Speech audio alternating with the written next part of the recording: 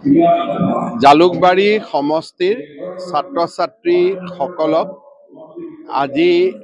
আজি আৰু যোৱাকালি আমি সম্বৰ্ধনা জনাইছিলোঁ, যিসকলে উচ্চ মাধ্যমিক আৰু উচ্চতৰ মাধ্যমিক পৰীক্ষাত 2024 চনত সুখ্যাতিৰে উত্তীৰ্ণ হৈছিলে। 2002 চনৰ পৰাই এই ছাত্ৰ ছাত্ৰীসকলক প্ৰেৰণা যোগোৱাৰ বাবে মই এই অনুষ্ঠানটো বিধায়ক হিচাপে কৰি আহিছিলোঁ।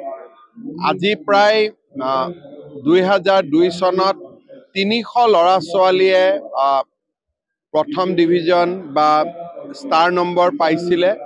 আজি সেই সংখ্যা প্ৰায় 3000ৰ ওপৰলৈকে গৈছে।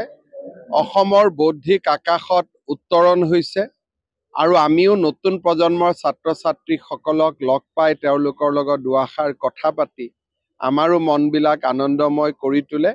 মই সকলোকে অভিনন্দন জনাইছোঁ।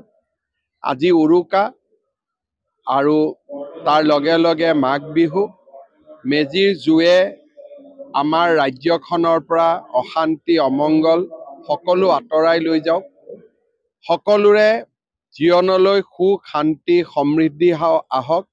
মেজিৰ পোহৰে গোটেই অসমখনক আকৌ এবাৰ উজ্বলাই তোলক, তাকেই পৰমপিতা ভগৱানৰ ওচৰত কামনা কৰিছোঁ আৰু সমগ্ৰ অসমবাসীলৈ মাঘ বিহু আৰু উৰুকাৰ অজস্ৰ শুভকামনা যাচিছোঁ।